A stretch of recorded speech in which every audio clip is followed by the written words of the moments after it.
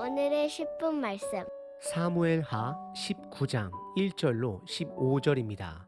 전장 18장을 세 문장으로 요약합니다. 첫 번째, 압살롬과 다윗이 드디어 전쟁을 시작합니다.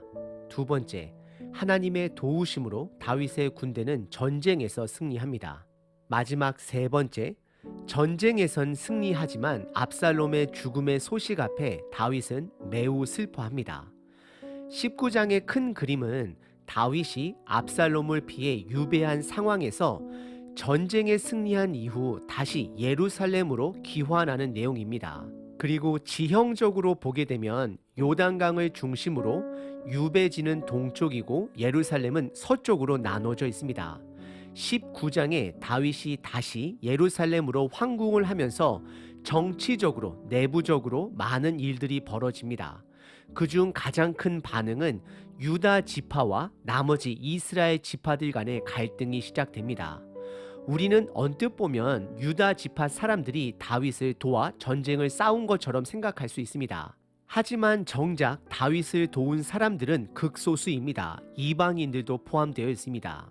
하나님의 은혜가 아니면 다윗은 전쟁에서 승리할 수 없었습니다. 대부분의 지파 사람들이 다윗을 반역한 것으로 보시면 됩니다. 당연하지만 압살롬 또한 유다 사람이고 다윗을 위협했던 책략가 아히도벨도 유다 사람이고 압살롬이 군대 장관으로 세운 아마사 또한 유다 사람입니다. 그래서 압살롬은 유다 지파 내에서 상당한 지지를 얻은 자로 보여집니다.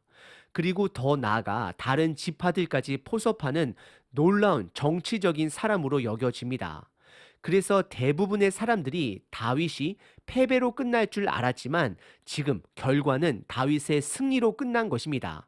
그러자 적지 않은 많은 사람들이 당황하기 시작합니다. 다윗의 나라는 하나님의 나라입니다.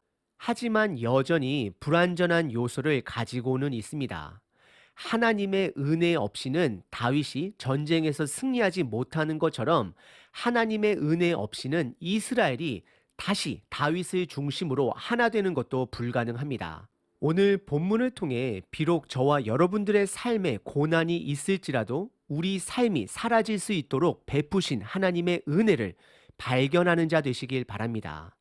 오늘 본문은 크게 두 부분으로 나눌 수 있습니다. 첫 번째, 요압 장군이 슬퍼하는 다윗에게 충언을 통해 정신을 차리게 합니다. 두 번째, 그로 인해 다윗이 환궁을 준비합니다. 첫 번째 부분은 1절서부터 8절까지 요압 장군이 슬퍼하는 다윗 왕에게 충언을 전달함으로 정신을 차리게 합니다. 특별히 1절서부터 4절까지 다윗은 여전히 그의 아들 압살롬의 죽음으로 인해 슬퍼합니다. 그리고 그로 인해 그를 위해 목숨을 걸고 싸운 모든 병사들까지 다 슬픔에 빠지게 됩니다. 전쟁은 승리했지만 기뻐할 수 없는 승리가 된 것입니다. 3절과 4절이 백성들과 다윗의 상황을 잘 드러내고 있습니다. 3절과 4절입니다. 그 날에 백성들이 싸움에 쫓겨 부끄러워 도망함 같이 가만히 성읍으로 들어가니라. 왕이 그의 얼굴을 가리고 큰 소리로 부르되 내 아들 압살롬아 압살롬아 내 아들아 내 아들아 라고 다윗은 고백합니다. 그러자 이어지는 5절에 요압 장군은 다윗에게 충언을 시작합니다. 5절에 보시면 다윗의 슬픔은 지금 다윗 왕을 위해 목숨을 걸고 싸운 병사들의 얼굴을 부끄럽게 하는 행동이 됨을 꼬집어서 드러냅니다. 그리고 6절은 그 이유를 설명합니다. 다윗은 오히려 그를 죽이려 했던 압살롬은 사랑하고 다윗 왕을 위해 목숨을 바친 군사들을 위해서는 미워한다라고 고백하며 다윗의 행동은 모든 지휘관들과 부하들을 멸시하는 행동이 됨을 분명하게 전달합니다. 그리고 오히려 왕이 원했던 것은 적군의 수장 압살롬이 살고 우리들이 죽기를 바랬던 것이다 라고 직설적으로 다윗에게 그의 감정을 표출합니다. 6절입니다. 이는 왕께서 미워하는 자는 사랑하시며 사랑하는 자는 미워하시고 오늘 지휘관들과 부하들을 멸시하심을 나타내심이니라. 오늘 내가 깨달았으니 만일 압살롬이 살고 오늘 우리가 다 죽었다면 왕이 마땅히 여기실 뻔하였나이다라고 요압 장군은 고백합니다. 다윗은 분명히 요압 장군의 충언의 말에 적지 않은 충격을 받았을 것입니다. 자신만의 입장에서 이제 왕의 입장으로 서야 함을 깨달았을 것입니다. 그리고 7절에 요압 장군이 다윗 왕이 해야 하는 행동을 조언합니다. 그것은 왕으로서 지금 당장 병사들을 위로하는 것이다 라고 말을 합니다. 그리고 그러지 아니하면 다음날 다윗 왕 옆에 남을 자가 없게 됨을 경고하고 앞으로 다윗의 삶에는 더 큰 화가 있을 것을 경고합니다. 요압 장군의 말은 매우 필요한 조언이면서도 매우 위험한 충언이었습니다. 다윗은 그의 말을 듣고 정신을 차립니다. 그래서 8절에 성문에 앉게 되고 백성들은 정신을 차린 다윗 왕을 보게 되고 그 앞에 모이게 됩니다. 하지만 9절에 압살롬을 도와 전쟁에 참여한 이스라엘 백성들은 도망하여 회의를 하게 됩니다. 왜냐하면 다윗의 의중을 모르기 때문입니다. 그래서 9절에 그들은 변론을 시작합니다. 그들은 그동안 다윗이 이스라엘을 구한 일들과 동시에 그들이 기름 부어 왕으로 세운 압살롬이 죽었으니 다시 다윗을 왕으로 모시는 것이 맞다라고 판단을 합니다. 여기서 이스라엘 모든 지파 백성들이라 말하는 것은 유다 지파를 제외한 압살롬 편에선 모든 군대 또는 민병대를 말하는 것으로 보는 것이 좋습니다. 오늘 본문의 첫 번째 부분은 요압 장군이 슬퍼하는 다윗에게 충언을 하여 그를 정신 차리게 합니다.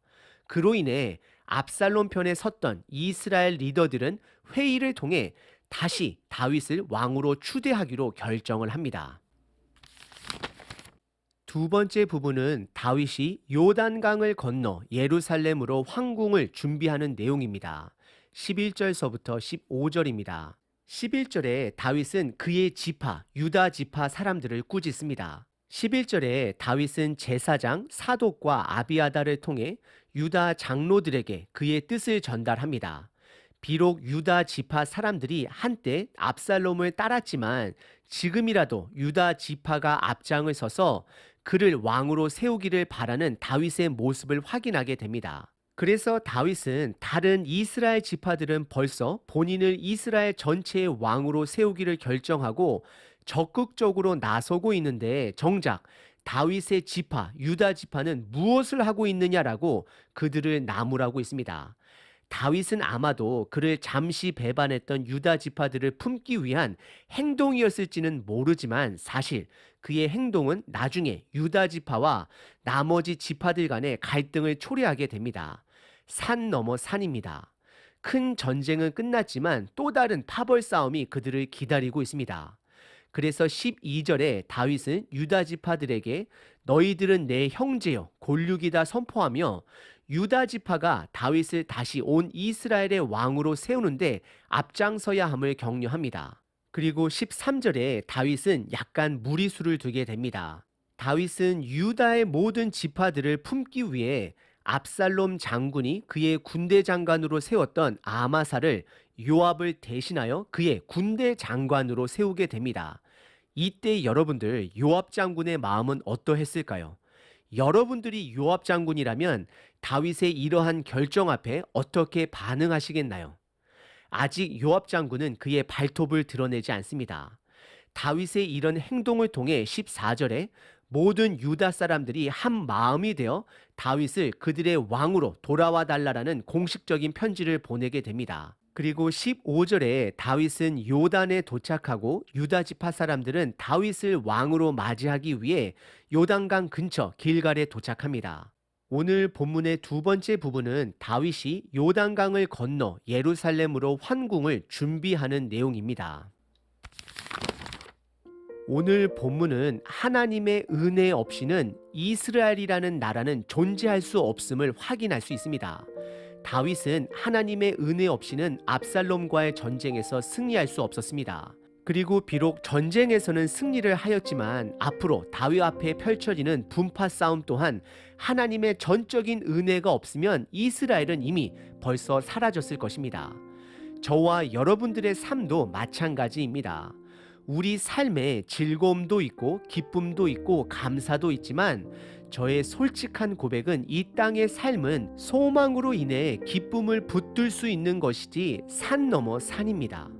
그 과정 속에 하나님의 은혜가 없으면 우리 각자의 가정도, 교회 공동체도, 이 세상도 존재하지 못할 것입니다. 혹시 하루하루 고난 속에 계신가요? 그럴지라도 하나님의 은혜를 발견하시고 붙드시는 저와 여러분 되시길 바랍니다. 하나님, 삶이 고단합니다. 기쁨보다는 고난이 더 많음을 솔직히 고백합니다. 하지만 하나님의 은혜 없이는 현재까지 존재하지 못함을 고백합니다.